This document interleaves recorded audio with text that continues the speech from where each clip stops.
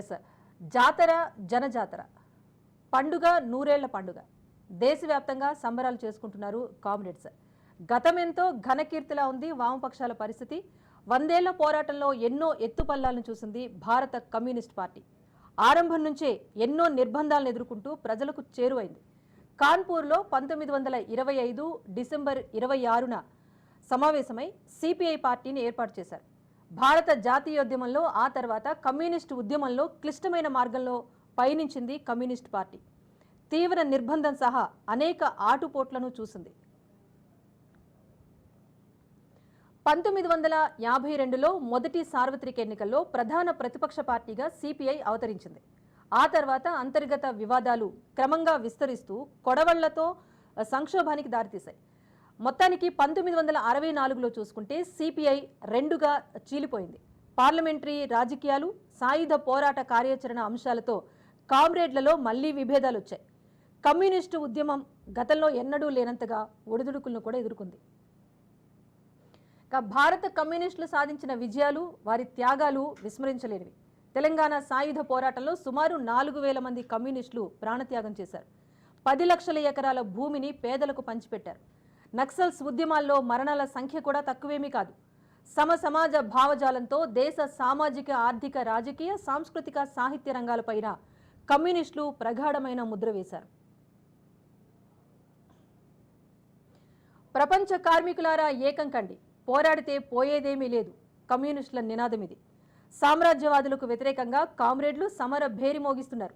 ఎర్ర జెండా పోరాటాలతో జనం గుండెల్లో నిలుస్తామంటున్నారు. ఇంతవరకు బాగానే ఉంది. కానీ కాలంతో పాటు పరిస్థితులకు అనుగుణంగా కమ్యూనిస్టులు మారటం లేదు. ఐక్యంగా ఉండి శత్రువును ఢీకొట్టాల్సిన కామ్రేడ్లు తలోదారి పడుతూ పట్టుకోల్పోతున్నారు.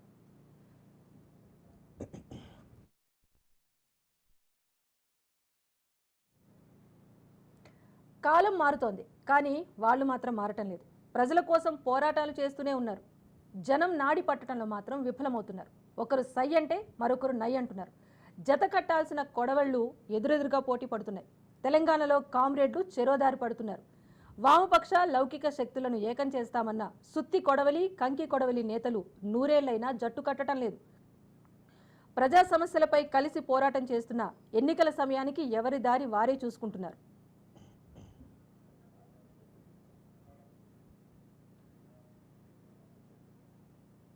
నిజానికి పశ్చిమ బెంగాల్, కేరళ, త్రిపుర రాష్ట్రాల మాదిరిగా ఉమ్మడి ఏపీలో కూడా సిపిఐ, సిపిఎం కలిసి బలమైన వామపక్ష ఫ్రంట్ ఏర్పాటు చేసేందుకు ఎన్నోసార్లు ప్రయత్నాలు జరిగాయి. కానీ అవేవి ఫలించలేదు.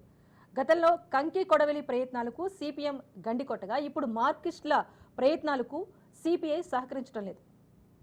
దీంతో ఉద్యమాలకు ఊపిరిపేసే వామపక్షాల అడ్రస్ గల్లంతవుతోంది. సో సిపిఐ ఇప్పుడు 1925లో పార్టీ ఏర్పడిన దగ్గర నుంచి కూడా ఎన్నో ఎత్తుపల్లాలను చూసింది. ఆ తర్వాత పరిణామాలు కూడా మనం చూస్తూ వస్తున్నాం. సో ఇప్పుడు పండుగ జరుపుకుంటున్న వేళ అసలు సిపిఐ వైభవం ఎక్కడుంది, ఆ పార్టీ పరిస్థితి ఏంటి, దీనిపైన పుల్లారావు గారు ఉన్నారు. కంటిన్యూ చేద్దాం విశ్లేషణ. పుల్లారావు గారు చెప్పండి. 100 ఏళ్ల పోరాటం చేశామని చెప్పేసి పండుగ సంబరాలు చేసుకుంటున్నారు. కానీ కొడవళ్ళు ఎప్పుడు జతకడతాయని చూసేవాళ్ళు కొంతమంది ఉన్నారు.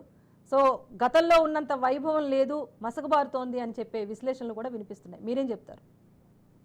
ఒకటి, మనకి రష్యా అనేది ఫస్ట్ కమ్యూనిస్ట్ పార్టీ అక్కడ పుడతాం, అక్కడ గవర్నమెంట్ రావటం, మొత్తం కమ్యూనిస్ట్ పార్టీ పడిపోతాం. 75 సంవత్సరాలు పడిపోయింది. 75 సంవత్సరాలు జీవన రష్యాలో పరిపాలనలో ఉండి దాదాపు 75 సంవత్సరాలు 60 సంవత్సరాల పరిపాలనలో ఉన్న పార్టీ పోయింది. అయితే మీరు అన్నది, మీరు ఇద్దరు పార్టీలు జాయిన్ అయిపోతే ఏమన్నా అవుతుందంటే అవి లేదు. ఒక రకంగా మొత్తానికి ప్రపంచవ్యాప్తంగా రష్యా పడిపోవటం 90లో పడిపోయింది. చైనా 1900 దాదాపు 71 నుంచి కమ్యూనిస్ట్ పేరుకి కానీ అమెరికాతో కలిసిపోయింది. 71 నుంచి 72 నుంచి సంబంధాలు అమెరికాతో బ్రహ్మాండమైన సంబంధాలు పెట్టుకున్నది. రష్యాతో పోరాటం పడి ఏది చూసినా కమ్యూనిస్ట్ పార్టీ అనే సిద్ధాంతం కొంతవరకు ఉన్నది. ఇప్పుడు ఏ దేశం ఆ దేశం నేషనలిస్ట్గా పోతున్నారు. ప్రపంచవ్యాప్తంగా చూస్తే చైనా కమ్యూనిస్ట్ అవుతున్నారు, కానీ కమ్యూనిస్ట్ పార్టీ పేరంతే.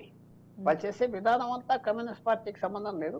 పూర్వం చైనా ఎలా పరిపాలించేవారో వాళ్ళ సామ్రాట్లు అలాగే పరిపాలిస్తున్నారు ఇవాళ చైనీస్ రీజన్ థింగ్. అందువల్ల ఈ సమయం వచ్చినప్పుడు అడ్వాంటేజ్ తీసుకోలేకపోయారా మన కమ్యూనిస్ట్ పార్టీ ఆ సమయంలో మారలేకపోయారా? అధికారం ఆఫర్ చేసినప్పుడు అధికారం వద్దన్నారు. ఒకనప్పుడు జ్యోతి బాసు కమ్యూనిస్ట్ని ప్రధానమంత్రి చేస్తామని చాలా మంది ఎక్సెప్ట్ చేయమంటే కొంతమంది ఆ పార్టీలో చేయనివ్వలేదు. అప్పుడు ఎక్సెప్ట్ చేసుంటే ఆ పార్టీ ప్రతిష్ట ఉంటుంది కదా, ప్రెస్టీజ్ ఉంటుంది కదా. అది చేసిన తప్పులు కూడా చాలా పెద్ద తప్ప. జ్యోతి బాసు ఆ రోజు దాదాపు 96లో అన్నాడు, ఇది ఒక పెద్ద తప్పు, తీరం తప్పు అయిపోతుంది మన పార్టీకి అన్నాడు. హిమాలయన్ బ్లండర్ అన్నట్టుగా అన్నాడు. హిమాలయ అంత పెద్ద తప్పు. సో అవన్నీ తప్పులు చేసాక ఒక్కటి సార్ ఫైనల్గా కూడా చెప్పండి, అంటే సీనియర్ లీడర్స్ కూడా మధ్య విభేదాలు లేకపోతే సీనియర్ లీడర్స్ తీసుకున్న నిర్ణయాలు కూడా ఒక రకంగా అరుణకాంతులు తగ్గడానికి కారణం, సిపిఐ సిపిఎం కలవకపోవటానికి కూడా ఒక కారణం అని చెప్పేసి కేడర్ కూడా ఆరోపిస్తున్న సిచ్యువేషన్ కనిపిస్తోంది.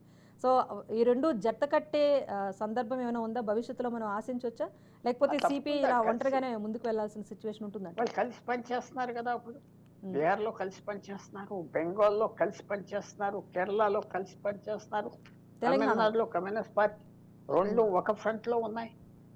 వాళ్ళు వేరే వేరే నాయకులు ఉన్నారు కానీ కలిసి రాజకీయ నిర్ణయాలు అన్ని ఒకలాగా తీసుకుంటున్నారు. కేరళలో 2 పార్టీలు గవర్నమెంట్ లో ఉన్నారు, ముఖ్యమంత్రి ఒకళ్ళు, మిగతా వాళ్ళ మంత్రులు కలిసి పనిచేస్తున్నారు. మర్జర్ కొన్ని కారణాలకు అవ్వట్లేదు. మర్జర్ అయిపోతే చాలా మంది మళ్ళీ నాయకులు ఉద్యోగాలు ఉండవు, ఎందుకు ఇలా పోనే అని పెట్టుకున్నారు. మెయిన్ థింగ్ మీరు అడగవలసిన ప్రశ్న, ఎప్పుడు మారవలసింది మారలేదు, నాయకత్వంలో తప్పు చేశారా, కొత్త రక్తం తీసుకురాలేదా పార్టీ కంటే? అసలు కొత్త రక్తం రాలేదు. 30 సంవత్సరాలు బట్టి 40 సంవత్సరాలు బట్టి వాళ్ళే సేమ్ లీడర్స్ ఉంటారు కాబట్టి కొత్త వాళ్ళు ఎవరు రాలేదు. అవి అన్ని ప్రాబ్లమ్స్ వచ్చినాయి. సోషల్ డెమోక్రాటిక్ పార్టీగా మారాలా అంటే మిగతా పార్టీ లాగా, లేకపోతే ఎవరు ఓటు వేయరు కదా. ఓటు డెమోక్రసీ అంటే అది ప్రాబ్లం. అందువల్ల ఆ మార్పు కాళ్ళు చాలలేదా, రైట్, అది ప్రశ్న. రైట్. Thank you sir. సడన్గా అడిగినా కూడా చాలా చక్కని విశ్లేషణ అందజేశారు. Thank you so much Pentapati Pullarao.